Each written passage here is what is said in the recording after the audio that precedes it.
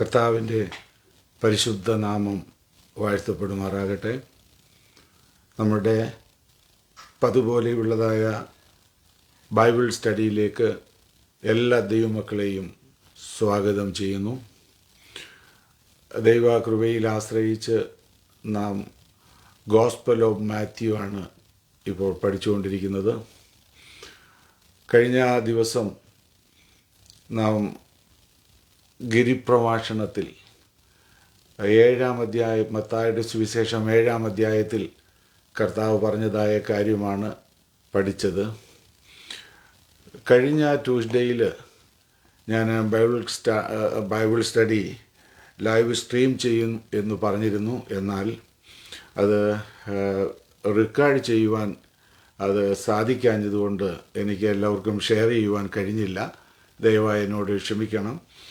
ഇന്ന് നമ്മുടെ തിരുവചന ധ്യാനം നമ്മുടെ ജീവിതത്തിൽ ഏറ്റവും അനുഗ്രഹമായി തീരട്ടെ എന്ന് ഞാൻ ആഗ്രഹിക്കുകയും പ്രാർത്ഥിക്കുകയും ചെയ്യുന്നു. എപ്പോൾ ദൈവവചനവുമായി നിൽക്കുവാൻ അവസരം ലഭിക്കുന്നുവോ അത് ജീവിതത്തിൽ വലിയ ഒരു പദവിയായി സന്തോഷമായി എനിക്ക് അനുഭവപ്പെടുവാൻ കഴിയുന്നുണ്ട്. നിങ്ങൾക്കും അപ്രകാരം തന്നെയാണ് എന്ന് ഞാൻ വിശ്വസിക്കുന്നു. കാര്യം ഈ ദൈവവചനം നമ്മോടുള്ള ദൈവത്തിൻ്റെ സന്ദേശമാണ്. ഭക്തന്മാർ പറഞ്ഞിരിക്കും, നമുക്കറിയാമല്ലോ, അവർ തേനിനേക്കാളും തേൻകട്ടയേക്കാളും മാധുര്യമേറിയതായിട്ടാണ് അവരനുഭവിച്ചിരുന്നത്. അതിൽ നമ്മൾ സന്തോഷിക്കുവാൻ കഴിയുന്നതൊരു ഭാഗ്യമാണ്. ഈ വചനത്തിൻ്റെ വെളിപ്പാട് നമുക്ക് ദൈവം തന്നിരിക്കുന്നത് തന്നെ നമ്മുടെ ജീവിതത്തിൽ ഒരു ഭാഗ്യമാണ്. ഇന്ന് രാത്രിയിലെ നമ്മുടെ ബൈബിൾ സ്റ്റഡിയിലേക്ക് നമുക്ക് പ്രവേശിക്കാം. I welcome and greet you all for today's Bible study. I believe you are enjoying these meditations. Now we are in Gospel of Matthew, chapter 7.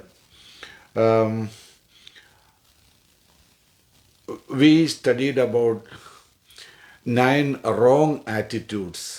ദൈവ മക്കളിൽ കാണരുതാത്ത 9 റോങ് ആറ്റിറ്റ്യൂഡിനെ കുറിച്ച് ഒടുവിൽ നമ്മൾ പഠിച്ചു നിർത്തി. അതിൻ്റെ ഒടുവിലത്തത് സ്പിരിറ്റ് ഓഫ് ജഡ്ജ്മെൻറ്റ്, വിധിക്കുന്നതിനെ കുറിച്ചുള്ളതായിരുന്നു. അതിൻ്റെ നല്ല വശങ്ങളും തെറ്റായ വശങ്ങളും നമ്മൾ ചിന്തിക്കുകയുണ്ടായി. Both side 2 words are there. One is judgmental, the other one is discern. Discern എന്ന് പറയുന്നത് നമ്മൾ വിവേചിച്ച് ദൈവവചനത്തിന് ഒത്തതല്ലാത്തതൊക്കെ കറക്റ്റ് ചെയ്യുന്നതാണ്. ഡിസേൺ ചെയ്ത് നമ്മൾ ഷെയർ ചെയ്യുന്നത് അതൊരാളുടെ നന്മയ്ക്ക് വേണ്ടിയാണ് നമ്മൾ ചെയ്യുന്നത്. അത് അനുവദനീയമാണ്. കർത്താവ് തന്നെ അത് പറഞ്ഞിട്ടുണ്ട് എന്നുള്ളത് നമ്മൾ ചിന്തിച്ചല്ലോ. തുടർന്ന് നമ്മൾ പഠിക്കുന്നത് 7 മുതലുള്ള വാക്യങ്ങളിൽ നമ്മൾ കാണുന്നുണ്ട്. യാചിപ്പീൻ എന്നാൽ നിങ്ങൾക്ക് കിട്ടും, അന്വേഷിപ്പീൻ എന്നാൽ നിങ്ങൾ കണ്ടെത്തും, മുട്ടുവീൻ എന്നാൽ നിങ്ങൾക്ക് തുറക്കും. യാചിക്കുന്ന ഏവന് ലഭിക്കുന്നു, അന്വേഷിക്കുന്നവൻ കണ്ടെത്തുന്നു, മുട്ടുന്നവൻ തുറക്കും. നമുക്കെല്ലാവർക്കും വളരെ പരിചയമുള്ളൊരു ഭാഗമാണിത്. നമ്മുടെ കർത്താവിനോട് നമ്മൾ യാചിച്ചുകൊണ്ടേയിരിക്കുമ്പോൾ, മുട്ടിക്കൊണ്ടേയിരിക്കുമ്പോൾ അവൻ നമുക്ക് സമൃദ്ധിയായി നൽകുന്ന ദൈവമാണ് എന്ന ദൈവനെ നമ്മെ പഠിപ്പിക്കുന്നു. 12-ാം വാക്യത്തിൽ മത്തായി 7:12 വളരെ ദൈവരാജ്യത്തിൻ്റെ പ്രത്യേകമായ ഒരു പ്രമാണമാണ് പറഞ്ഞിരിക്കുന്നത്. മനുഷ്യർ നിങ്ങൾക്ക് ചെയ്യണമെന്ന് നിങ്ങൾ ഇച്ഛിക്കുന്നതൊക്കെയും നിങ്ങൾ അവർക്ക് ചെയ്യുവീൻ. ന്യായപ്രമാണവും പ്രവാചകന്മാരും അതുതന്നെ. That is the golden rule of the kingdom of God. മറ്റുള്ളവർ നമുക്കെന്ത് ചെയ്യണമെന്ന് നമ്മൾ ആഗ്രഹിക്കുന്നത് നമ്മൾ അവർക്ക് ചെയ്യുക. തുടർന്നുള്ള വാക്യങ്ങളിൽ ഈ ചാപ്റ്റർ അല്ലെങ്കിൽ ഗിരിപ്രഭാഷണം കർത്താവ് പറഞ്ഞവസാനിപ്പിക്കുന്നത് പ്രത്യേകമായ ചില കാര്യങ്ങളെക്കുറിച്ച് പറഞ്ഞാണ്. ഇടുക്ക വാതിലിലൂടെ അകത്ത് കടപ്പാൻ നോക്കുവീൻ. നാശത്തിലേക്ക് പോകുന്ന വാതിൽ വീതിയുള്ളതും വഴി വിശാലവും അതിൽ കൂടി കടക്കുന്നവർ അനേകരും ആകുന്നു. ജീവങ്കിലേക്ക് പോകുന്ന വാതിൽ ഇടുക്കവും ഞെരുക്കവും വഴി വാതിലിടുക്കവും വഴി ഞെരുക്കവുമുള്ളത്, അത് കണ്ടെത്തുന്നവർ ചുരുക്കമത്രേ. 2 വഴികൾ, 2 വാതിലുകൾ, 2 തരം വൃക്ഷങ്ങൾ, 2 തരം ബിൽഡേഴ്സ്, ഈ കാര്യങ്ങളെക്കുറിച്ച് പറഞ്ഞാണ് കർത്താവ് അവസാനിപ്പിക്കുന്നത്. അവ നമ്മൾക്ക് ഷോർട്ടായിട്ടൊന്ന് ചിന്തിച്ചിട്ട് അടുത്ത 8-ാം അധ്യായത്തിലേക്ക് നമുക്ക് പ്രവേശിക്കാം. എന്താണ് ഇവിടെ പറഞ്ഞിരിക്കുന്നത്? The way of narrow, the broad way and narrow way. നമ്മൾക്ക് എല്ലാവർക്കും അറിയാവുന്നതാണ്, ബ്രോഡ് വേ എന്ന് പറഞ്ഞാൽ വളരെ വിശാലമായ വഴിയാണ്, ഈസി ആയിട്ട് നമുക്ക് പോകാൻ പറ്റും. Broad way is easy way. എല്ലാവരും ചെയ്യുന്ന കാര്യമാണ്, അതുകൊണ്ട് കുഴപ്പമില്ല എന്ന് പറഞ്ഞ് ലോകപ്രകാരം പോകുവാൻ ആഗ്രഹിക്കുന്നവർ പലരുമുണ്ട്.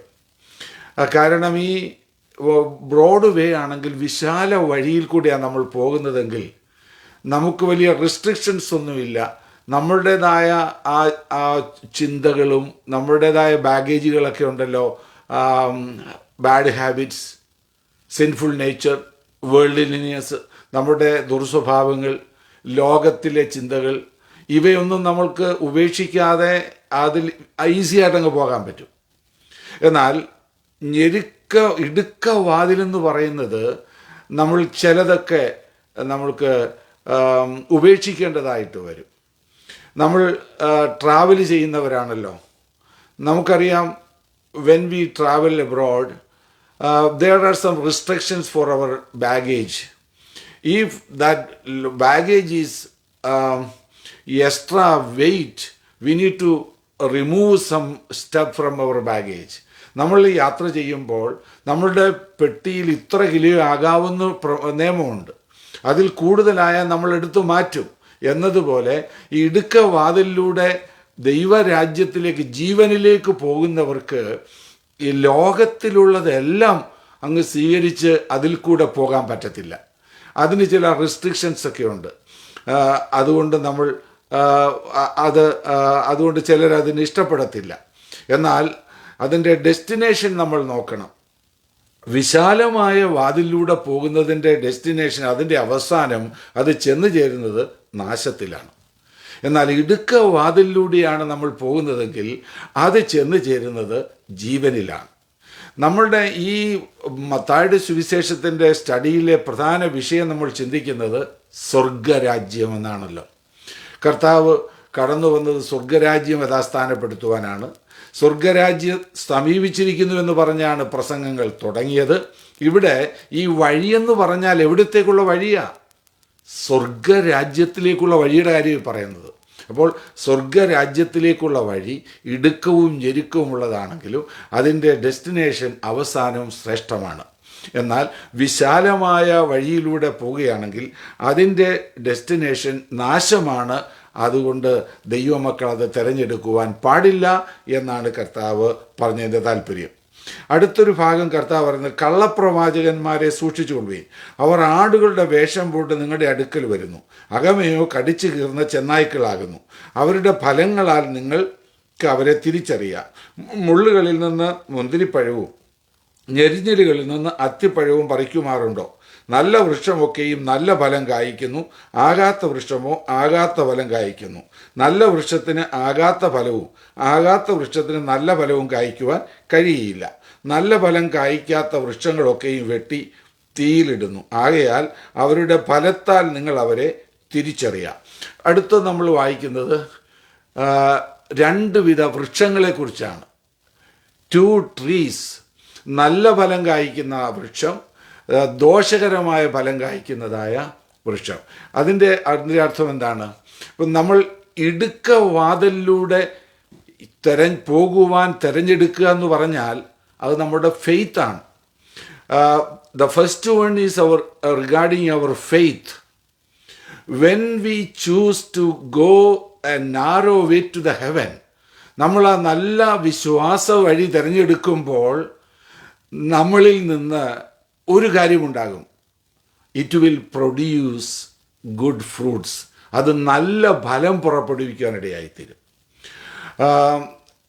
നമ്മൾ ഈ വചനം ചിന്തിക്കുമ്പോൾ നമ്മളൊന്ന് we need to examine our self. നമ്മളെ തന്നെ ഒന്ന് പരിശോധിക്കണം. ദൈവമേ, എൻ്റെ ജീവിതത്തിൽ നിന്നും നല്ല ഫലങ്ങളാണോ വരുന്നത്? ഞാൻ ഏതെങ്കിലും കാര്യങ്ങൾ ദൈവരാജ്യ നിമിത്തം ചവറാണ്, എനിക്കത് വേണ്ടെന്ന് പറഞ്ഞ് ഉപേക്ഷിച്ചിട്ടുണ്ടോ? നമ്മളിൽ നിന്നും നല്ല ഫലങ്ങൾ കാണാനായിട്ട് പറ്റുന്നുണ്ടോ? യഥാർത്ഥത്തിലുള്ള നമ്മുടെ വിശ്വാസമാണെങ്കിൽ, റിയൽ ആണെങ്കിൽ, ആ വിശ്വാസം അതിൻ്റെ ഫലങ്ങൾ നമ്മളിൽ നിന്ന് പുറപ്പെടുവിക്കും. നമ്മളെ കാണുന്നവർ മനസ്സിലാക്കും ഇവർ വാസ്തവത്തിൽ ദൈവ മക്കളാണ്, ദൈവരാജ്യത്തിൻ്റെ ആളുകളാണ് എന്ന് മനസ്സിലാക്കണം. നമ്മൾ പറഞ്ഞല്ലോ, കള്ളപ്രവാചകന്മാരെ സൂക്ഷിച്ചുകൊള്ളുവീൻ, അവർ ആടുകളുടെ വേഷം പൂണ്ട് നിങ്ങളുടെ അടുക്കൽ വരുന്നു, അകമയോ കടിച്ചു കീറുന്ന ചെന്നായ്ക്കളാകുന്നു. അപ്പോൾ ഇവിടെ നമ്മൾ പ്രവചനത്തെക്കുറിച്ച് നമ്മൾ വായിക്കുന്നുണ്ട്. ഒന്നാമത്തെ വാക്യത്തിൽ നമ്മൾ പറഞ്ഞ എന്താ? വിധിക്കപ്പെടാതിരിക്കേണ്ടത് നിങ്ങൾ വിധിക്കരുത്. അപ്പോൾ ഒരു വ്യക്തി കള്ളപ്രവാചകനാണോ നല്ല പ്രവാചകനാണോ എന്ന് പറയുന്നത് വിധിക്കുകയല്ലേ? ഇപ്പോൾ കർത്താവ് തന്നെ പറഞ്ഞിട്ടുണ്ടല്ലോ, പ്രവാചകന്മാരെ പ്രവചനങ്ങൾ നമ്മൾ വിവേചിക്കണം. പ്രവാചകന്മാരെ നമ്മൾ വിവേചിക്കണം. എങ്ങനെയാണത് വിവേചിക്കേണ്ടത്? അവർ പറയുന്ന പ്രവചനങ്ങൾ നടപ്പാകുന്നതാണ് യഥാർത്ഥത്തിൽ പ്രവാചകൻ്റെ ഒരു തെളിവ്. എന്നാൽ അവർ പണ്ട് സംഭവിച്ച ചില രഹസ്യ കാര്യങ്ങൾ പറഞ്ഞതുകൊണ്ട് മാത്രമായില്ല, അവരുടെ ജീവിതം കൂടെ നമ്മൾ നോക്കണം. ഈ പറയുന്ന ഈ ശുശ്രൂഷ ചെയ്യുന്നയാൾ, അദ്ദേഹത്തിൻ്റെ ജീവിതം ദൈവവചന അടിസ്ഥാനത്തിലാണോ? ദൈവവചന അടിസ്ഥാനത്തിൽ ഉള്ള ജീവിതമാണെങ്കിൽ മാത്രമേ അവർ പറയുന്ന ദൂതുകളും പ്രവചനങ്ങളും സത്യമാണെങ്കിൽ പോലും സ്വീകരിക്കുവാൻ നമുക്ക് പ്രമാണമുള്ളൂ എന്നുള്ളത് നമ്മൾ ശ്രദ്ധിക്കണം. അതുകൊണ്ടാണ് കർത്താവ് പ്രത്യേകം പറഞ്ഞിരിക്കുന്നത്, നമ്മൾ അവരുടെ ഫലത്താലാണ് അവരെ തിരിച്ചറിയുന്നതെന്ന്. പലരും ചില കാര്യങ്ങളൊക്കെ രഹസ്യമായിരുന്ന കാര്യങ്ങൾ, മറ്റാർക്കും അറിയാൻ വയ്യാത്ത കാര്യങ്ങൾ പറഞ്ഞെന്നിരിക്കും. പക്ഷേ അത് പറയുമ്പോൾ പല നിലകളിൽ രഹസ്യങ്ങളൊക്കെ പറയാൻ പറ്റും. ദൈവാത്മാവിൽ ആണ് രഹസ്യങ്ങൾ പറയുന്നതെങ്കിൽ അവരുടെ ജീവിതം ആ വചന അടിസ്ഥാനത്തിലായിരിക്കണം. അത് നമ്മൾ സ്വീകരിക്കുകയും ചെയ്യണം. യഥാർത്ഥ പ്രവാചകന്മാരുണ്ട്. ദൈവവചനം നമ്മൾ പഠിക്കുമ്പോൾ നമ്മൾ ഓർക്കണം, ഈ ദൈവവചനത്തിന് പറഞ്ഞിരിക്കുന്ന ഒരു ഗ്രീക്ക് വേർഡ് ലോഗോസ് എന്നാണ്. എഴുതപ്പെട്ട വചനമാണ് ലോഗോസ്. ആ വചനം നമ്മൾ പഠിച്ചുകൊണ്ടിരിക്കുമ്പോൾ തന്നെ അത് റേമയായിട്ട് നമ്മളോട് സംസാരിക്കും. അത് ആ വചനത്തിലൂടെ ദൈവാത്മാവ് നമ്മളോട് സംസാരിക്കുന്നതാണ്. അതാണ് കർത്താവ് ഉദ്ദേശിക്കുന്നത്. മനുഷ്യൻ അപ്പം കൊണ്ട് മാത്രമല്ല, ദൈവത്തിൻ്റെ വായിൽ കൂടെ വരുന്ന വചനങ്ങളെല്ലാം വചനം കൊണ്ട് ജീവിക്കുന്നു. ഓൾറെഡി ദൈവവചനം നമുക്ക് വന്നു കഴിഞ്ഞില്ലേ, പിന്നെയും വരുന്നതെന്നുള്ള പ്രസന്റ് ടെൻസ് എന്താണ് അവിടെ ഉപയോഗിച്ചിരിക്കുന്നത്? ഈ ദൈവവചനം നമ്മൾ പഠിക്കുമ്പോൾ പരിശുദ്ധാത്മാവ് നമ്മളോട് അപ്പോഴപ്പോൾ സംസാരിക്കും. അതാ എഴുതപ്പെട്ട വചനം തന്നെ റേമയായിട്ട് വരികയാണ്. അത് വാസ്തവത്തിൽ പ്രവചനമാണ്. ആ ദൈവവചനം നമ്മൾ സംസാരിച്ചുകൊണ്ടിരിക്കുമ്പോൾ പൊതുവായിട്ട് ദൈവവചനത്തിൽ നമുക്ക് കാണാൻ പറ്റും, നമ്മുടെ കർത്താവ് സൗഖ്യമാക്കുന്ന യഹോവയാകുന്നു. ആ വചനത്തിൻ്റെ അടിസ്ഥാനത്തിൽ നമുക്ക് ധൈര്യമായിട്ട് പറയാം, കർത്താവ് നിങ്ങളെ സൗഖ്യമാക്കും. എന്നാൽ ഒരു വ്യക്തിയോട് വ്യക്തിപരമായിട്ട് യേശു നിന്നെ സൗഖ്യമാക്കിയിരിക്കുന്നു എന്ന് പറയണമെന്നുണ്ടെങ്കിൽ ദൈവത്തിൻ്റെ ആത്മാവ് റേമയായിട്ട് നമ്മൾക്ക് ഇൻസ്പിറേഷൻ തരണം. ഇന്നയാളിനോട് നീ ഇത് പറയുക എന്ന് പറയുമ്പോൾ അത് റേമയായി പ്രവചനമായി നമുക്ക് അനുഭവപ്പെടുവാനിടയാകും. ബെത്സയിദ കുളക്കരയിൽ അനേകര് രോഗികളായി കിടപ്പുണ്ടായിരുന്നു. നമ്മുടെ കർത്താവ് ഒരാളുടെ അരികിൽ മാത്രമേ പോയുള്ളല്ലോ. അതെന്തുകൊണ്ടാണ്? പിതാവ് പറഞ്ഞിട്ടല്ലാതെ പുത്രനൊന്നും ചെയ്യുന്നില്ലെന്ന് നമ്മൾ കാണുന്നുണ്ട്. അപ്പോൾ പിതാവിൻ്റെ ആ പ്രോംപ്റ്റിങ്, ആ ഇൻസ്പിറേഷൻ, ആ ഗൈഡൻസ് ഇന്നയാളുടെ അരികിൽ പോയി സൗഖ്യമാക്ക് എന്ന് പറഞ്ഞതുകൊണ്ടാണ് യേശു ആ ഒറ്റയാളുടെ അരികിലേക്ക് പോയി സൗഖ്യമാക്കിയത് എന്ന് നമ്മൾ ഓർക്കണം. അതുപോലെ നമ്മൾ ശുശ്രൂഷിക്കുമ്പോൾ, യഥാർത്ഥത്തിലുള്ള പ്രവചനാത്മാവിൽ നമ്മൾ സംസാരിക്കുമ്പോൾ, വ്യക്തികളോട് നമുക്ക് ആ വചനം നമുക്ക് ദൂതായി പറയാം. പക്ഷെ ദൈവാത്മാവ് നമ്മളോട് പറഞ്ഞിരിക്കണം, ഇന്നയാളിനോട് ഇത് പറ എന്ന് പറയുകയാണെങ്കിൽ അത് റിയൽ പ്രവചനം തന്നെയാണ്. അതുകൊണ്ട് വചനം മാത്രം എടുത്തു പറയുകയല്ല, നമ്മുടെ ഭാവി, നമ്മുടെ ജീവിതത്തിലെ രഹസ്യങ്ങളും യഥാർത്ഥ പ്രവാചകന്മാർക്ക് ദൈവം വെളിപ്പെടുത്തി കൊടുക്കും എന്ന് ദൈവം നമ്മെ നന്നായി പഠിപ്പിക്കുന്നുണ്ട്. അടുത്തൊരു ഭാഗം നാം ഇങ്ങനെ വായിക്കുന്നു: എന്നോട് കർത്താവേ കർത്താവേ എന്ന് പറയുന്നവൻ ഏവനുമല്ല, സ്വർഗസ്ഥനായ എൻ്റെ പിതാവിൻ്റെ ഇഷ്ടം ചെയ്യുന്നവൻ അത്രേ സ്വർഗരാജ്യത്തിൽ കടക്കുന്നത്. ഇവിടെ നമ്മുടെ വിഷയം സ്വർഗരാജ്യത്തിൽ കടക്കുന്നതാണ്. കർത്താവേ കർത്താവേ, നിന്റെ നാമത്തിൽ ഞങ്ങൾ പ്രവചിക്കുകയും നിന്റെ നാമത്തിൽ ഭൂതങ്ങളെ പുറത്താക്കുകയും നിന്റെ നാമത്തിൽ വളരെ വീര്യപ്രവർത്തികൾ പ്രവർത്തിക്കുകയും ചെയ്തില്ലയോ എന്ന് പലരും ആ നാളിൽ എന്നോട് പറയും. അന്ന് ഞാൻ അവരോട്, ഞാൻ ഒരു നാളും നിങ്ങളെ അറിഞ്ഞിട്ടില്ല, അധർമ്മം പ്രവർത്തിക്കുന്നവരെ എന്നെ വിട്ടുപോകുവീനെന്ന് തീർത്ത് പറയും എന്ന് നമ്മൾ വായിക്കുന്നു. അപ്പോൾ ഇവിടെ ഞാനിവിടെ പറഞ്ഞത് 2 ways, a broad way or wide path, അടുത്തത് നാരോ വേ എന്നാണല്ലോ. 2 trees, good trees from good fruits from good trees, bad trees from bad trees എന്ന് നമ്മൾക്ക് ഇവിടെ കാണാൻ പറ്റുന്നുണ്ട്. അപ്പോൾ ഈ ഭാഗം കൂടെ നമുക്ക് ചിന്തിച്ചിട്ട് മുമ്പോട്ട് പോകാം. എന്നോട് കർത്താവേ കർത്താവേ എന്ന് പറയുന്ന ഏവനുമല്ല, സ്വർഗസ്ഥനായ എൻ്റെ പിതാവിൻ്റെ ഇഷ്ടം ചെയ്യുന്നവനത്രേ സ്വർഗരാജ്യത്തിൽ കടക്കുന്നത്. കർത്താവേ കർത്താവേ, നിന്റെ നാമത്തെ ഞങ്ങൾ പ്രവചിച്ചു, നിന്റെ നാമത്തിൽ ഭൂതങ്ങളെ പുറത്താക്കി, നിന്റെ നാമത്തിൽ വീര്യപ്രവർത്തികൾ ചെയ്തില്ലയോ എന്ന് പലരും വന്ന നാളിൽ എന്നോട് പറയും. അതിൻ്റെ അർത്ഥം എന്താണ്? നമ്മുടെ വാക്കുകൾ, നമ്മൾ പറയുന്നതും നമ്മൾ ചെയ്യുന്നതും ദൈവത്തെ അനുസരിക്കുന്നതിന് പകരമല്ല. അതിൻ്റെ അർത്ഥം എന്താണ്? Our words and actions are not substitute for obeying God. നമ്മൾ കർത്താവേ കർത്താവേ എന്ന് പറയുന്നു, കർത്താവിൻ്റെ നാമത്തിൽ പ്രവചിക്കുന്നു, കർത്താവിൻ്റെ നാമത്തിൽ ഉപദേശിക്കുന്നു, പഠിപ്പിക്കുന്നു. അതുകൊണ്ട് ഞാൻ ഇനി അനുസരിക്കേണ്ടെന്ന് വരുന്നില്ല. അതൊന്നും അനുസരണത്തിന് പകരമല്ല. നമ്മൾ യഥാർത്ഥത്തിൽ ആത്മീയരാണോ, നമ്മുടെ വിശ്വാസം റിയലാണോ എന്നുള്ളതിൻ്റെ തെളിവ് നമ്മൾ ദൈവത്തെ അനുസരിക്കുന്നതിൻ്റെ അടിസ്ഥാനമാണ്. അതാ നമ്മൾ കർത്താവ് താഴെ പറയുന്നത്, ആകയാൽ എൻ്റെ വചനങ്ങളെ കേട്ട് ചെയ്യുന്നവനൊക്കെയും. ഇപ്പോൾ കർത്താവ് ആഗ്രഹിക്കുന്നത് എൻ്റെ വചനങ്ങളെ നിങ്ങൾ കേട്ട് ചെയ്യുക. അപ്പോൾ ദൈവത്തിൻ്റെ ആ ശക്തിയില്ലാതെ പ്രവചിക്കാനും ഭൂതങ്ങളെ പുറത്താക്കാനും വീര്യപ്രവൃത്തികളൊക്കെ ചെയ്യാനും പറ്റുമോ? ദൈവാത്മാവിൻ്റെ ഇൻസ്പിറേഷനോടുകൂടി ആയിരിക്കും ഇതെല്ലാം ചെയ്തത്. പക്ഷേ ദൈവം പറഞ്ഞിട്ടോ ദൈവത്തിൻ്റെ സമയത്തോ അല്ല എങ്കിൽ ദൈവത്തിനതിൽ പ്രസാദകരമല്ല എന്നുള്ള കാര്യം നമ്മൾ മറന്നു പോകരുത്. അപ്പോൾ തന്നെ നമ്മൾ ദൈവവചനം കേട്ട് അനുസരിക്കാത്തവരാണെങ്കിൽ അത് ദൈവത്തിന് പ്രസാദകരമല്ല എന്നുള്ളത് നമ്മൾ മറന്നു പോകരുത്. ദൈവത്തെ നമ്മൾ അനുസരിക്കാതിരുന്നാലും ദൈവം നമ്മളിലൂടെ ഇങ്ങനെയുള്ള കാര്യങ്ങളൊക്കെ ചെയ്യുമോ? ദൈവം തൻ്റെ കൃപാവരങ്ങളെക്കുറിച്ച് അനുദപിക്കുന്നില്ല. ഒരാൾക്കൊരു കൃപാവരം കൊടുത്തു, അവന് കൊടുത്തു പോയല്ലോ, അവൻ എന്നെ അനുസരിക്കുന്നില്ലല്ലോ എന്ന് പറഞ്ഞ് അത് കർത്താവ് അനുദപിക്കുന്നില്ല. അവർ ചിലപ്പോൾ ആ കൃപാവരങ്ങളുടെ അടിസ്ഥാനത്തിൽ പലതും ചെയ്തെന്നിരിക്കും. എന്നാൽ അവർ ദൈവരാജ്യത്തിൽ കടക്കണമെങ്കിൽ ദൈവത്തിൻ്റെ അരികിൽ വന്ന് അവൻ്റെ വചനങ്ങളെ കേട്ട് അത് ചെയ്യുന്നവരായിരിക്കണം.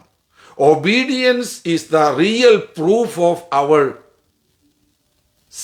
Spirituality, our born again experience. നമ്മുടെ വീണ്ടും ജനനത്തിൻ്റെ യഥാർത്ഥമായ തെളിവ് ദൈവത്തിൻ്റെ വചനം കേട്ട് അത് ചെയ്യുന്നവരായിരിക്കും എന്നുള്ളതാണ്. ദൈവത്തിന് ഏറ്റവും പ്രധാനമായ വിഷയമാണ് നമ്മൾ അവൻ്റെ വചനം കേട്ട് അത് ചെയ്യുക എന്നുള്ളത്. നമ്മൾക്ക് എത്രമാത്രം അതിനകത്ത് താല്പര്യമുണ്ട്.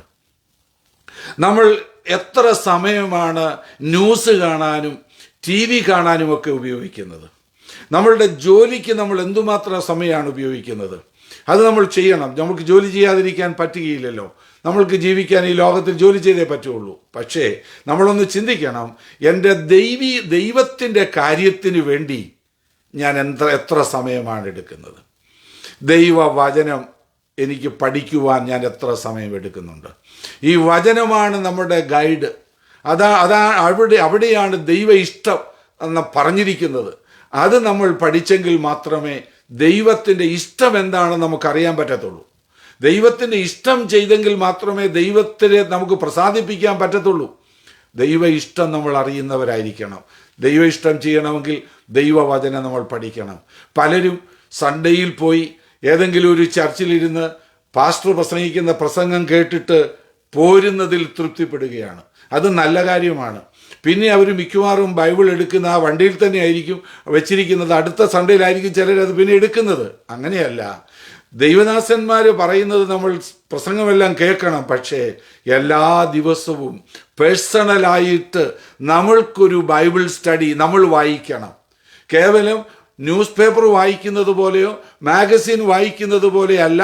അത് നമ്മൾ ധ്യാനിച്ച് പഠിക്കുന്നവരായിരിക്കണം. യഹോവയുടെ ന്യായപ്രമാണത്തിൽ സന്തോഷിച്ച് അവൻ്റെ ന്യായപ്രമാണത്തെ ധ്യാനിച്ച് അതിലെന്താണ് എഴുതിയിരിക്കുന്നത്, ആരോടാണ് എഴുതിയിരിക്കുന്നത്, എന്നോടുള്ള ദൈവാലോചന എന്താണ് എന്ന് നമ്മൾ വിവേചിച്ച് ഗ്രഹിക്കണം. സ്തോത്രം. ചില കാര്യങ്ങൾ വചനത്തിൽ പറഞ്ഞിരിക്കുന്നത് ചിലരോട് വ്യക്തിപരമായിട്ടാണ്. അത് നമ്മൾ വിവേചിച്ചു മാത്രമേ എടുക്കാവുള്ളൂ. അബ്രഹാമിനോട് ദൈവം പറഞ്ഞു, നിന്റെ മകനായ ഇസഹാക്കിനെ മോറിയ മലയിൽ കൊണ്ടുപോയി ഞാൻ കാണിപ്പാനിരിക്കുന്നിടത്ത് കൊണ്ടുപോയി യാഗമർപ്പിക്കാൻ പറഞ്ഞു. അത് ലോകത്തിൽ മറ്റാരോടും പറഞ്ഞിരിക്കുന്ന കാര്യമല്ല, അത് അബ്രഹാമിനോട് മാത്രമുള്ള കാര്യമാണ്.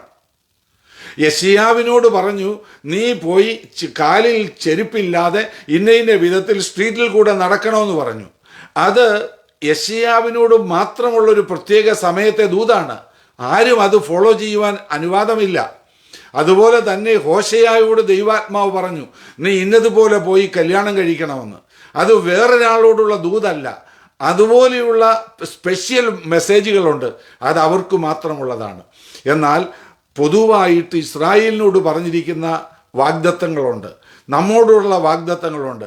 അബ്രഹാമിൻ്റെ സന്തതികളാകയാൽ ആ വാഗ്ദത്തങ്ങൾ നമുക്ക് അവകാശമായിട്ടെടുക്കാം. ഈ ദൈവവചനം നമ്മൾ കേൾക്കണം. അത് നമ്മൾ അങ്ങനെ ചെയ്യുന്നവരെങ്ങനെയുള്ളവരാണെന്നാണ് കർത്താവ് പറഞ്ഞത്. ആകയാൽ എൻ്റെ ഈ വചനങ്ങളെ കേട്ട് ചെയ്യുന്നവനൊക്കെയും പാറമേൽ വീട് പണിത ബുദ്ധിയുള്ള മനുഷ്യനോട് തുല്യനാകുന്നു. വന്മഴ ചൊരിഞ്ഞു, നദികൾ പൊങ്ങി, കാറ്റടിച്ചു, ആ വീടിന്മേൽ അലച്ചു, അത് പാറമേൽ അടിസ്ഥാനമുള്ളതാകയാൽ വീണില്ല. എൻ്റെ ഈ വചനങ്ങളെ കേട്ട് ചെയ്യുന്നവനൊക്കെയും ചെയ്യാത്തവനൊക്കെയും മണലിന്മേൽ വീട് പണിത മനുഷ്യനോട് തുല്യനാകുന്നു. വന്മഴ ചൊരിഞ്ഞു, നദികൾ പൊങ്ങി, കാറ്റടിച്ച് ആ വീടിന്മേൽ അലച്ചു, അത് വീണു, അതിൻ്റെ വീഴ്ച വലിയതായിരുന്നു എന്ന് നമ്മൾ വായിക്കുന്നു. അപ്പോൾ right two houses, right foundation, wrong foundation, അതാണ് നമ്മളിവിടെ കാണുന്നത്. എന്താണ് ഇവിടെ ഫൗണ്ടേഷൻ എന്ന് പറയുന്നത്? കൊരിന്ത്യർ ലേഖനം 1 കൊരിന്ത്യർ 3 യേശുക്രിസ്തു എന്ന അടിസ്ഥാനം എന്ന് പറഞ്ഞൊരു വാക്യമുണ്ട്. ആ അടിസ്ഥാനത്തിൻ്റെ കാര്യമല്ല ഇവിടെ പറഞ്ഞിരിക്കുന്നത്. ഇവിടെ പറഞ്ഞിരിക്കുന്നത് ദൈവത്തിൻ്റെ വചനം ദിവസം തോറും കേട്ട് അതനുസരിച്ച് നമ്മുടെ ജീവിതം നമ്മൾ നയിക്കുന്നതിനെ കുറിച്ചാണ് നമ്മൾ ഇവിടെ പറഞ്ഞിരിക്കുന്നത്. അവൻ്റെ അരികിൽ വരണം, യേശുവിൻ്റെ അരികിൽ വരണം. ഈ ഇപ്പം നമ്മൾ ദൈവവചനത്തിന് മുമ്പിലായിരിക്കുന്നത് യേശുവിനോടുകൂടെ സമയം ചെലവഴിക്കുകയാണ്. അവൻ്റെ വചനങ്ങൾ കേൾക്കണം. ഈ ദൈവവചനം നമ്മൾ ധ്യാനിക്കണം. പഠിച്ചാൽ മാത്രം പോരാ, നമ്മുടെ അറിവ് വർദ്ധിക്കാൻ വേണ്ടിയല്ല, അത് നമ്മൾ അനുസരിക്കണം. അത് കേട്ട് നമ്മൾ ചെയ്യുന്നവരായിരിക്കണം. യാക്കോബ് അപ്പോസ്തലൻ പ്രത്യേകം പറഞ്ഞിട്ടുണ്ട്, ദൈവത്തിൻ്റെ വചനം കേൾക്കുന്നവരായി മാത്രമല്ല അത് പ്രവർത്തിക്കുന്നവരായി നാം ആയിരിക്കണം എന്നാണ് നമ്മൾ വായിക്കുന്നത്. കേൾക്കുന്നവരായി മാത്രമായിരുന്നത് കൊണ്ട് അതുകൊണ്ട് പ്രയോജനമില്ല. നാം ആ വചനത്തെ അനുസരിക്കുന്നവരായിരിക്കണം. എങ്ങനെ നമുക്കത് ചെയ്യാൻ പറ്റും? ദൈവത്തിൻ്റെ ആത്മാവ്, രക്ഷിക്കപ്പെട്ട ഒരു വ്യക്തിയുടെ ജീവിതത്തിൽ ദൈവത്തിൻ്റെ ആത്മാവുണ്ട്. ആ ദൈവാത്മാവിനാൽ ദൈവസ്നേഹം അവരിൽ പകർന്നിട്ടുണ്ട്. ആ ദൈവസ്നേഹം ആ ദൈവത്തെ അനുസരിക്കുന്നതിനും ദൈവമക്കളെ സ്നേഹിക്കുന്നതിനുമായി സഹായിക്കും. ദൈവമക്കളെ, നമ്മുടെ ജീവിതത്തിൽ റിയലായിട്ട് നമ്മൾ ദൈവവുമായി ബന്ധമുള്ളവരാണോ? ആ ദൈവത്തിൻ്റെ ആത്മാവ് നമ്മളിലുണ്ടോ? ആ ദൈവാത്മാവ് ദൈവത്തെ അനുസരിക്കുവാനായിട്ട് നമ്മെ സഹായിക്കുന്നുണ്ടോ? മറ്റുള്ളവരെ സ്നേഹിക്കുവാനായിട്ട് നമ്മെ സഹായിക്കുന്നുണ്ടോ? ഇല്ല എങ്കിൽ ഇന്നത്തെ തിരുവചനം നമ്മോട് സംസാരിക്കുകയാണ്. നമ്മൾ ദൈവത്തിൻ്റെ വചനം കേൾക്കണം, അത് നമ്മൾ അനുസരിക്കണം. അത് നമ്മുടെ ജീവിതത്തിൽ നിത്യതയിൽ നമ്മെ എത്തിക്കുന്നതാണ്. ഇവിടെ നമ്മൾ കണ്ടത് 2 പണിക്കാരാണ്. 2 പേരുടെയും ആഗ്രഹം വീട് പണിയാണ്, അല്ലെങ്കിൽ ആത്മീയ ജീവിതമാണ്. കാഴ്ചയ്ക്ക് 2ഉം മനോഹരമാണ്. ഒന്നാണെങ്കിൽ വളരെ വേഗം എന്നാണ് പണിതത്, എന്നാൽ പാറമേൽ അടിസ്ഥാനമുള്ളവൻ ആഴ കുഴിച്ച് അടിസ്ഥാനമിട്ടു എന്ന് നമ്മൾ വായിക്കുന്നത്. 2 വീടിനും ഈ കൊടുങ്കാറ്റടിച്ചു എന്ന് നമ്മൾ വായിക്കുന്നുണ്ട്. വൻമഴ ചൊരിഞ്ഞു, നദികൾ പൊങ്ങി, കാറ്റടിച്ചു, 2 വീടിന്മേലും അലച്ചു. എന്നാൽ ഒന്ന് വീണുപോയി, ഒന്ന് നിലനിന്നില്ല. അതിൻ്റെ അർത്ഥം എന്താണ്? നമ്മൾ ദൈവത്തിൻ്റെ വചനം കേട്ട് അത് ചെയ്യുന്നവരാകുക എന്ന് പറഞ്ഞാൽ അത്യുന്നതൻ്റെ മറവിൽ നമ്മൾ വസിക്കുകയാണ്. സർവശക്തൻ്റെ നിഴലിൻ കീഴിൽ നമ്മൾ പാർക്കുകയാണ്. അവൻ എൻ്റെ ദൈവമാണ്, യഹോവ എൻ്റെ ദൈവമാണ്, എൻ്റെ സങ്കേതമാണ്, എൻ്റെ കോട്ടയാണ് എന്ന് പറഞ്ഞ ആ ദൈവമായുള്ള ബന്ധത്തിൽ അവർ ജീവിക്കുകയാണ്. അങ്ങനെ ജീവിക്കുമ്പോൾ ദൈവത്തിൻ്റെ ആ അനുഗ്രഹം എന്താ അവർക്ക് ലഭിക്കുന്നത്? വൻമഴ ചൊരിയും, നദികൾ പൊങ്ങും, കാറ്റടിക്കും, പ്രതികൂലങ്ങളൊക്കെ വരും, കാണപ്പെടുന്നതോ കാണപ്പെടാത്തതുമായ പ്രതികൂലങ്ങൾ വരും. പക്ഷേ അതിലൊന്നും ഇവർ പതറിപ്പോകത്തില്ല, അവർ നിലനിൽക്കും. അതുകൊണ്ടാണ് സങ്കീർത്തനത്തിൽ നമ്മൾ വായിക്കുന്നത്, പകൽ പറക്കുന്ന അസ്ത്രത്തെയും ഇരുട്ടിൽ സഞ്ചരിക്കുന്ന മഹാമാരിയെയും ഉച്ചയ്ക്ക് നശിപ്പിക്കുന്ന സംഹാരത്തെയും നിനക്ക് പേടിപ്പാനില്ല. എന്താ അർത്ഥം? പകലിൽ നടക്കുന്ന പല കാര്യങ്ങൾ നമുക്ക് അറിയാൻ പറ്റും, ഇരുട്ടിലെ പല കാര്യങ്ങളും നമുക്ക് അറിയാൻ പറ്റത്തില്ല. ഈ അറ്റ്മോസ്ഫിയറിൽ ധാരാളം ജേംസ് ഒക്കെ വ്യാപരിക്കുന്നുണ്ട്, അതൊന്നും നമുക്ക് കാണാൻ പറ്റത്തില്ല. കഴിഞ്ഞ നാളുകൾ നമുക്കറിയാമല്ലോ, ഈ പല രോഗാണുക്കൾ വ്യാപരിച്ച് എത്രയോ പേരാണ് പെട്ടെന്ന് ലോകത്തിൽ നിന്ന് മാറ്റപ്പെട്ടത്. അതൊന്നും ആർക്കും കണ്ണുകൊണ്ട് കാണാൻ പറ്റുന്നതല്ലായിരുന്നു. പക്ഷേ ദൈവം നമ്മൾ കാണുന്നതോ കാണാത്തതോ ആയ എല്ലാ പ്രതികൂലങ്ങളിൽ നിന്ന് നമ്മെ പ്രൊട്ടക്റ്റ് ചെയ്യും. അതിൻ്റെ അടുത്ത് നമ്മൾ വായിക്കുന്നത്, ബാലസിംഹത്തെയും പെരും പാമ്പിനെയും നീ മെതിച്ചു കളയും, നീ അണലിമേൽ നീ ചവിട്ടും. ഇവയൊക്കെ എന്ന് പറഞ്ഞാൽ നമ്മൾ ഭയപ്പെടുന്ന കാര്യങ്ങളാണ്. അണലിയൊക്കെ ഒളിഞ്ഞിരിക്കുന്നതാണ്. നമ്മൾ അറിയാതെ ഒളിഞ്ഞിരിക്കുന്ന അപകടങ്ങളുണ്ട്. അത് നമ്മെ തൊടാതെ നമ്മളെ സൂക്ഷിക്കും. നമ്മൾ ഭയപ്പെട്ടുകൊണ്ടിരുന്ന വിഷയങ്ങളുണ്ട്. ബാലസിംഹം, പെരുമ്പാമ്പ്, ഇതിനെയൊക്കെ നമ്മൾ മനുഷ്യർ ഭയപ്പെടുന്നതാണ്. എന്നാൽ നമ്മൾ ഭയപ്പെടുന്ന വിഷയങ്ങളെ നമ്മുടെ കാൽ കീഴാക്കി തരുവാൻ നമ്മുടെ ദൈവം പ്രവർത്തിക്കും. അതൊക്കെ വൻമഴയാണ്, അതൊക്കെ നദികളാണ്, അത് കാറ്റാണ്. എന്നാൽ അത് നമ്മുടെ മേൽ അടിക്കാതെ വണ്ണം നമ്മെ പ്രൊട്ടക്റ്റ് ചെയ്യും. കാരണം നമ്മൾ അത്യുന്നതൻ്റെ മറവിലും സർവശക്തൻ്റെ നിഴലിൻ കീഴിലുമാണ്. അതുകൊണ്ട് നമ്മെ ഭയപ്പെടുത്തിക്കൊണ്ടിരുന്ന വിഷയങ്ങളെ നമ്മൾ ഭയപ്പെടുത്തും. നമ്മളെ അത് ഭയപ്പെടും. നമ്മൾക്കതിനെ ഭയപ്പെടേണ്ടി വരികയില്ല. നമ്മൾ ദൈവവചനത്തിൽ വായിക്കുന്നല്ലോ, യേശു ചിലരെ സൗഖ്യമാക്കി. പക്ഷപാതക്കാരനായ ഒരുത്തൻ, ബെത്സയിദ കുളക്കരയിൽ കിടന്ന ഒരുത്തനെ കുറിച്ച് ഞാൻ പറഞ്ഞു. അവരെല്ലാം ഒരു കിടക്കയിലാണ്.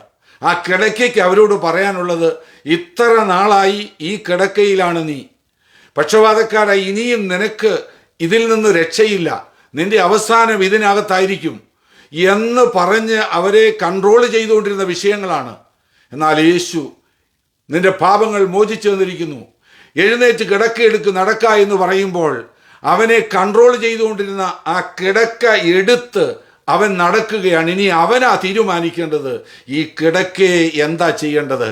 ആഴത്തിൽ എറിഞ്ഞു കളയുകയാണോ കത്തിച്ച് കളയുകയാണോ ചെയ്യേണ്ടതെന്ന് അവനാ തീരുമാനിക്കുന്നത്. അതുപോലെ നമ്മെ കൺട്രോൾ ചെയ്തുകൊണ്ടിരുന്ന, നമ്മെ ഭയപ്പെടുത്തിക്കൊണ്ടിരുന്ന വിഷയങ്ങളുടെ മേൽ നമുക്ക് ദൈവം അധികാരം നൽകും. ദൈവത്തിൻ്റെ ആ അത്യുന്നതൻ്റെ മറവിലും സർവശക്തൻ്റെ നിഴലിൻ കീഴിലും നമ്മൾ പാർത്താൽ മതി. എന്ന് പറഞ്ഞാൽ അവൻ്റെ അരികിൽ വന്ന് അവൻ്റെ വചനങ്ങളെ നമ്മൾ കേട്ട് അനുസരിച്ചാൽ മതി. അതെത്രയോ ഭാഗ്യമാണ്. ആ കർത്താവിനോട് കൂടെ നടക്കുന്നവരാണവർ.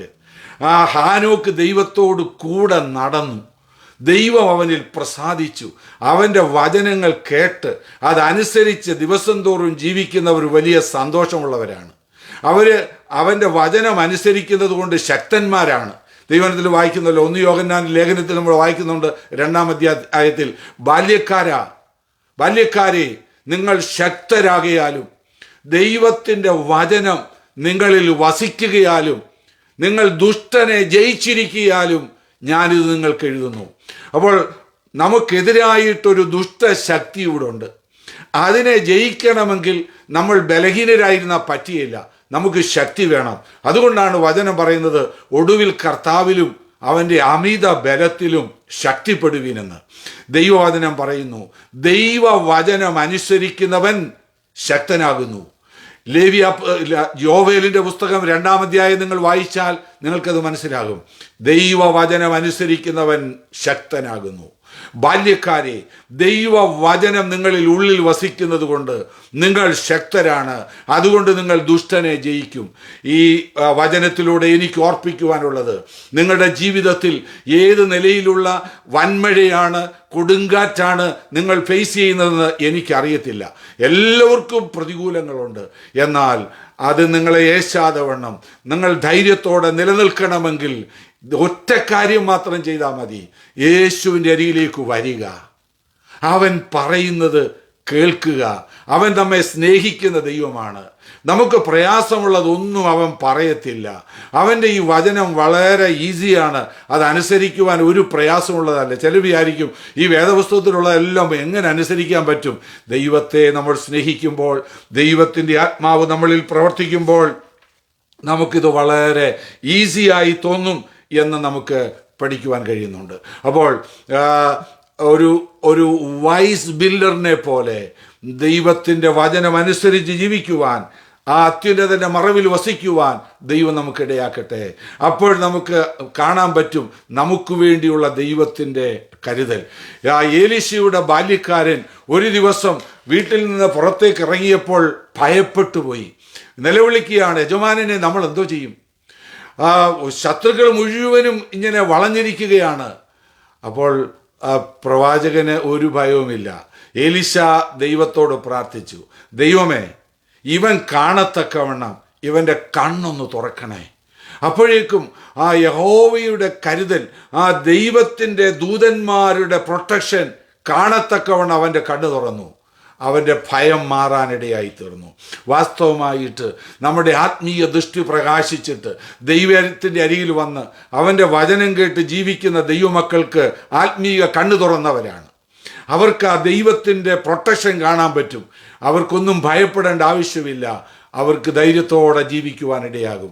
ഇതുവരെയും അങ്ങനെയുള്ള ഒരു അനുഭവം നിങ്ങൾക്ക് പ്രാപിക്കുവാൻ കഴിഞ്ഞില്ല എങ്കിൽ ഈ വചനത്തിലൂടെ ഞാൻ നിങ്ങളെ ആഹ്വാനം ചെയ്യുകയാണ്. എന്നാൽ ഈ വചനമനുസരിച്ച് ആ ദൈവവുമായുള്ള കൂട്ടായ്മ ആചരിക്കുന്ന, ആ അത്യുന്നതൻ്റെ മറവിലും സർവശക്തൻ്റെ നിഴലിലും പാർക്കുന്ന ദൈവമക്കൾക്കായി ഞാൻ ദൈവത്തെ സ്തുതിക്കുന്നു. അവരെത്രയോ ഭാഗ്യവാന്മാരാണ്. സ്തോത്രം. നമ്മുടെ ജീവിതത്തിൽ ആ സന്തോഷം നമുക്ക് പറഞ്ഞറിയിക്കുവാൻ കഴിയാത്ത സന്തോഷമാണ്. ആ അനുഭവത്തിലേക്ക് കടന്നു വരുവാൻ കർത്താവ് നമ്മെ ഓരോരുത്തരെയും സഹായിക്കുമാറാകട്ടെ. ഈ തിരുവചന ധ്യാനം അതിന് നമ്മെ സഹായിക്കട്ടെ എന്ന് ഞാൻ പ്രാർത്ഥിക്കുകയാണ്. ഈ വചനങ്ങളെ യേശു പറഞ്ഞപ്പോൾ പുരുഷാരം അവൻ്റെ ഉപദേശത്തിൽ വിസ്മയിച്ചു.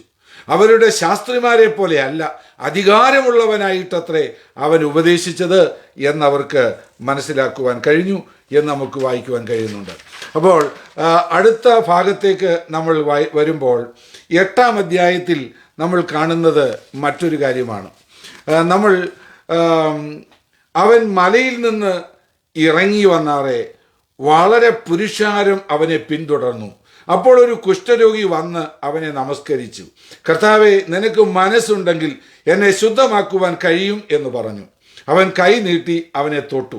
എനിക്ക് മനസ്സുണ്ട്, നീ ശുദ്ധമാകുക എന്ന് പറഞ്ഞു. ഉടനെ കുഷ്ഠം മാറി അവൻ ശുദ്ധനായി. യേശു അവനോട്, നോക്ക്, ആരോടും പറയരുത്. അവർക്ക് സാക്ഷ്യത്തിനായി നീ ചെന്ന് നിന്നെ തന്നെ പുരോഹിതന് കാണിച്ച് മോശ കൽപ്പിച്ച വഴിപാട് കഴിക്കാം. ഇവിടെ നമുക്ക് ഒരു കാര്യം ചിന്തിക്കേണ്ടത്, 8-ാം അധ്യായം നമ്മൾ വായിക്കുമ്പോൾ ഒരു 10 മിറക്കിളെങ്കിലും കണ്ടിന്യൂസ് ആയിട്ട് നമുക്കിവിടെ കാണാൻ പറ്റുന്നുണ്ട്. 1 മുതൽ മത്തായിയുടെ സുവിശേഷം 1 മുതൽ 4 വരെയുള്ള ചാപ്റ്ററിൽ നമ്മൾ എന്താ വായിച്ചത്? Matthew chapter 1 to 4, person of king. Mathew രാജാവിനെ നമുക്ക് പ്രസന്റ് ചെയ്യുകയാണ്. യഹൂദന്മാരുടെ രാജാവായി പിറന്ന യേശു. ആ യേശുവിനെ രാജാവിനെ പ്രസന്റ് ചെയ്ത ശേഷം ചാപ്റ്റർ 5 to 7, ഇത്രയും ദിവസം നമ്മൾ പഠിച്ചുകൊണ്ടിരുന്നത് 5 മുതൽ 7 വരെയുള്ള ചാപ്റ്ററാണ്. ഗിരിപ്രഭാഷണം, അത് പ്രിൻസിപ്പിൾസ് ഓഫ് കിങ്, ആ രാജാവിൻ്റെ നിയമസംഹിതകൾ, കോഡ് ഓഫ് കോണ്ടാക്ട്. രാജാവ് ജനിച്ചു, രാജാവ് വന്നു, രാജാവിൻ്റെ രാജ്യം സ്ഥാപിക്കുവാൻ, ദൈവരാജ്യം സ്ഥാപിക്കുവാണ്. ആ ദൈവരാജ്യത്തിലെ പ്രിൻസിപ്പിൾസ് എന്തൊക്കെയാണ്? ദൈവരാജ്യത്തിലുള്ള ആളുകൾ എങ്ങനെ ആയിരിക്കണം, ദൈവരാജ്യത്തിലുള്ളവർ എങ്ങനെ ആയിരിക്കരുത്, അവരുടെ ഗോൾഡൻ റൂൾ എന്താണ്, മറ്റുള്ളവർ നിങ്ങൾക്ക് ചെയ്യണമെന്ന് നിങ്ങൾ ആഗ്രഹിക്കുന്നത് നിങ്ങൾ അവർക്ക് ചെയ്യണം. അടുത്ത 8-9 ചാപ്റ്റർ പറഞ്ഞിരിക്കുന്നത് എന്താണെന്നറിയാമോ? Power of the king. ഈ ഒരു രാജാവുണ്ട്, രാജാവിനൊരു രാജ്യമുണ്ട്, ആ രാജ്യത്തിനൊരു അധികാരമുണ്ട്, ഒരു പവറുണ്ട്. അതാണ് നമ്മൾക്ക് കാണുവാൻ കഴിയുന്നത്. ഇവിടെ രാജാവിൻ്റെ പവറാണ് നമ്മൾ കാണാൻ പോകുന്നത്. അടുത്ത ഒരു 10 അത്ഭുതങ്ങൾ നമ്മൾ കാണുമ്പോൾ, ആദ്യത്തെ അത്ഭുതം, ഒരു കുഷ്ഠരോഗി വന്നിട്ട് യേശുവിനോട് ചോദിക്കുക, കർത്താവേ, നിനക്ക് മനസ്സുണ്ടെങ്കിൽ എന്നെ ശുദ്ധമാക്കാൻ കഴിയും. അവന് യേശുവിൻ്റെ ശക്തിയിൽ ഒരു സംശയവുമില്ല. ഒറ്റ വിഷയമേ ഉള്ളൂ, if you will, if it is your will, you can heal me. നിനക്ക് എന്നെ സൗഖ്യമാക്കാൻ ഇഷ്ടമുണ്ടെങ്കിൽ നിനക്ക് കഴിയും. അപ്പോൾ യേശു പറയുകയാണ്, എനിക്ക് മനസ്സുണ്ട്, നീ സൗഖ്യമാകുക എന്ന് പറഞ്ഞ് യേശു അവനെ തൊട്ടു. ഈ കുഷ്ഠരോഗി എന്ന് പറഞ്ഞാൽ സമൂഹത്തിൽ വളരെ വെറുക്കപ്പെട്ട ഒരു ഗ്രൂപ്പാണ്. അവർ അശുദ്ധരെന്ന് പറഞ്ഞ് അവരെ മാറ്റി നിർത്തുന്നവരാണ്. അവരെ ആരും തൊടുകയില്ല. തൊട്ട് കഴിഞ്ഞാൽ സെറിമോണിയലായിട്ട് അവർ അശുദ്ധരാന്നാണ് അവർ മനസ്സിലാക്കുന്നത്. എന്നാൽ യേശു അവനെ തൊട്ടു. യേശു അവനെ തൊട്ടപ്പം യേശു മലിനമായില്ല. സൂര്യപ്രകാശം വെള്ളവും ചള്ളയൊക്കെ കിടക്കുന്നിടത്തോട്ട് വന്ന് അടിച്ചാൽ ആ സൂര്യപ്രകാശം മലിനപ്പെടത്തില്ല. പക്ഷേ ആ ചള്ള കട്ടിയാകുന്നത് പോലെ യേശുവിൻ്റെ ശക്തി ഇവനിലേക്ക് വ്യാപരിച്ചപ്പോൾ യേശു മലിനപ്പെട്ടില്ല. യേശുവിൻ്റെ ശക്തി അവനെ ശുദ്ധനാക്കി, സൗഖ്യമാക്കി എന്ന് നമ്മൾ കാണുവാൻ കഴിയുന്നുണ്ട്. യേശു അവനോട് എന്തിനാ പറഞ്ഞത്? നീ ഇതാരോടും പറയല്ലേ എന്ന്. ആരോടും പറയരുതെന്ന് എന്തിനാ യേശു പറഞ്ഞത്? ആളുകൾ തെറ്റിദ്ധരിക്കരുത്, ഇതൊരു മിറക്കിൾ വർക്കറാണ് എന്ന് തെറ്റിദ്ധരിച്ചിട്ട് യേശു റിയലായിട്ട് ആരാണെന്നുള്ളത്, യേശുവിൻ്റെ മിനിസ്ട്രി എന്താണെന്നുള്ളത് ആളുകൾ മനസ്സിലാക്കാതിരിക്കരുത്. യേശു ഒരു മിറക്കിൾ വർക്കർ മാത്രമല്ല, യേശു പാപികളെ രക്ഷിക്കുന്നവനാണ്. യേശു ശുദ്ധമാക്കുന്നവനാണ്. He came to forgive our sin. He is the source of forgiveness of our sin and our cleansing. നമ്മുടെ ശുദ്ധീകരണത്തിനും നമ്മുടെ പാപപരിഹാരത്തിനും അവനാണ് സോഴ്സ്. അത് അത് മനസ്സിലാക്കാതെ തെറ്റിദ്ധരിച്ച് ഒരു മിറക്കിൾ വർക്കർ എന്ന് മാത്രം പറഞ്ഞു പോകരുത് എന്നുള്ളതാണ് കർത്താവ് ഉദ്ദേശിച്ചത്. എന്തുകൊണ്ടാണ് യേശു ഈ അത്ഭുതങ്ങൾ ചെയ്തത്? The reason of these miracles are compassion of God. ദൈവത്തിൻ്റെ മനസ്സലിവാണ്. അയ്യോ, ഞാൻ സൃഷ്ടിച്ചതായ മനുഷ്യൻ ഇങ്ങനെയല്ല അവരെ സൃഷ്ടിച്ചത്, എന്നാൽ പാപമാണല്ലോ, പിശാചാണല്ലോ ഇപ്രകാരം വികൃതമാക്കിയത് എന്ന് ഓർത്ത് മനസ്സലിഞ്ഞാണ് കർത്താവ് സൗഖ്യമാക്കിയത്. അടുത്ത് നമ്മൾ വായിക്കുന്നുണ്ട്, അവൻ കബർദഭൂമിയിലെത്തിയപ്പോൾ ഒരു ശതാധിപൻ വന്ന് അവനോട്, കർത്താവേ, എൻ്റെ ബാല്യക്കാരൻ പക്ഷവാതം പിടിച്ച് കഠിനമായി വേദനപ്പെട്ട് വീട്ടിൽ കിടക്കുന്നു എന്ന് അപേക്ഷിച്ചു പറഞ്ഞു. അവനോട്, ഞാൻ വന്ന് അവനെ സൗഖ്യമാക്കുമെന്ന് പറഞ്ഞു. അതിന് ശതാധിപൻ, കർത്താവേ, നീ എൻ്റെ പുരയ്ക്കകത്ത് വരുവാൻ ഞാൻ യോഗ്യനല്ല. ഒരു വാക്ക് മാത്രം കൽപ്പിച്ചാൽ എൻ്റെ ബാല്യക്കാരന് സൗഖ്യം വരും. ഞാനും അധികാരത്തിന് കീഴിലുള്ള മനുഷ്യനാകുന്നു. എൻ്റെ കീഴിൽ പടയാളികളുണ്ട്. ഞാൻ ഒരുവനോട് വരിക പോക എന്ന് പറഞ്ഞാൽ പോകുന്നു, മറ്റൊരുത്തനോട് വരിക എന്ന് പറഞ്ഞാൽ വരുന്നു. എൻ്റെ ദാസനോട് ഇത് ചെയ്യുക എന്ന് പറഞ്ഞാൽ അവൻ ചെയ്യുന്നു എന്ന് ഉത്തരം പറഞ്ഞു. യേശു ഇത് കേട്ടിട്ട് അതിശയിച്ചു. ചെല്ലുന്നവരോട് യേശു പറയുകയാണ്, ഇസ്രായേലിൽ കൂടെ ഇത്ര വലിയ വിശ്വാസം ഞാൻ കണ്ടിട്ടില്ല. എന്താ ഇവൻ പറഞ്ഞത്? A centurion is a Roman അധികാരിയാണ്, അതോറിറ്റി പേഴ്സണാണ്. അവൻ്റെ അണ്ടറിൽ 100 സോൾജിയേഴ്സ് എങ്കിലും ഉണ്ട്. there is at least 100 soldiers are under the leadership of a centurion. അവൻ പറയുകയാണ്, ഞാൻ അധികാരത്തിൽപ്പെട്ടവനാണ്. If I tell to a soldier, you go there, he will go. If I tell to him, come here, he will come. Because he know I'm a Roman centurion. Roman government will back up my voice, my command. ഞാൻ പറയുന്നത് റോമ government backup ചെയ്യും. അതുപോലെ നീ അധികാരമുള്ളവനാണ്. നിന്റെ വാക്കിന് ശക്തിയുണ്ട്, അധികാരമുണ്ട്. നീ ഒരു വാക്ക് പറഞ്ഞാൽ മതി, എൻ്റെ ദാസന് സൗഖ്യമാകും. ദൈവമക്കളെ, അവൻ യേശുവിൻ്റെ അവൻ്റെ അധികാരത്തെ, യേശു ആരാണെന്ന് അവൻ വിശ്വസിച്ചു. അത് യേശുവിന് വലിയ സർപ്രൈസായി. സൗഖ്യമാകുവാനുള്ള മാർഗം വിശ്വാസവും അനുസരണവുമാണ്. നമ്മുടെ കർത്താവിൻ്റെ ആഗ്രഹം നമ്മുടെ ആത്മീകമായ സൗഖ്യവും ശാരീരികമായ സൗഖ്യവുമാണ്. Physical and spiritual healing, that is God's mission. അതാണ് കർത്താവ് ആഗ്രഹിക്കുന്നത്. ദൈവമക്കളെ, ആ കർത്താവിന് കഴിയാത്തൊരു കാര്യമില്ല. നമ്മൾ അവനെ വിശ്വസിക്കുക. ഞാനും അധികാരമുള്ളവനാണ്. എൻ്റെ അധികാരത്തിൽ ഞാൻ എന്തെങ്കിലും പറഞ്ഞാൽ അത് ചെയ്യുന്നു. അതുപോലെ നീയും സ്വർഗത്തിൽ നിന്ന് വന്ന അധികാരമുള്ളവനാണ്. നീ ഒരു വാക്ക് പറഞ്ഞാൽ സ്വർഗം നിന്റെ വാക്കിനെ ബാക്കപ്പ് ചെയ്യും.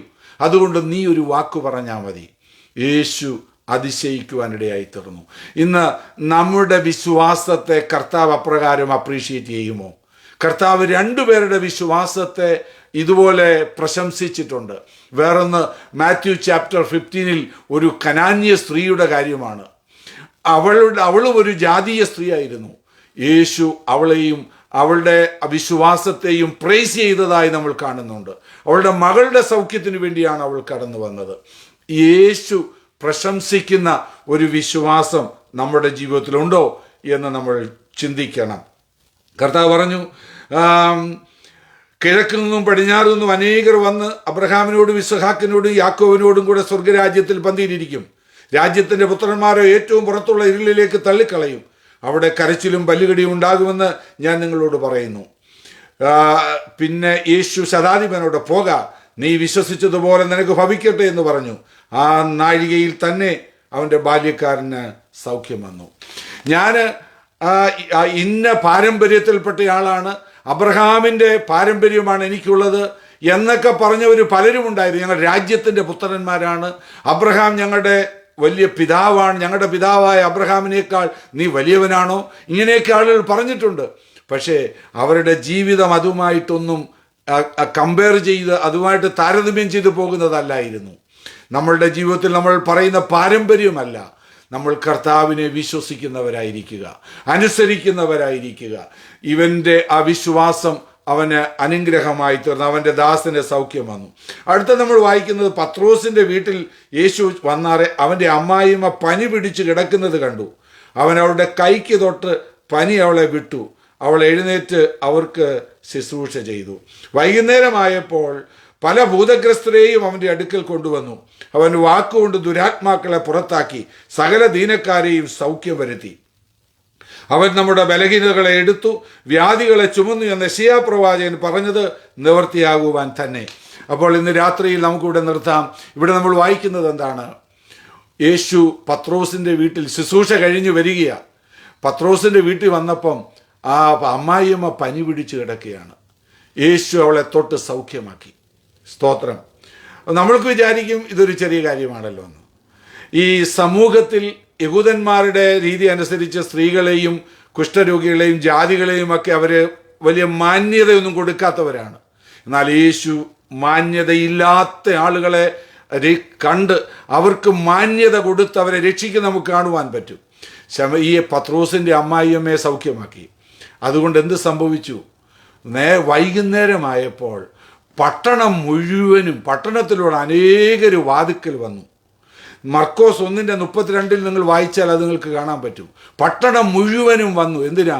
രോഗികളെ കൊണ്ട് വരികയാണ് സൗഖ്യമാകാനായിട്ട്. ഒരു വീട്ടിലെ അനുഗ്രഹം ഒരു കമ്മ്യൂണിറ്റിയുടെ അനുഗ്രഹത്തിന് കാരണമായി.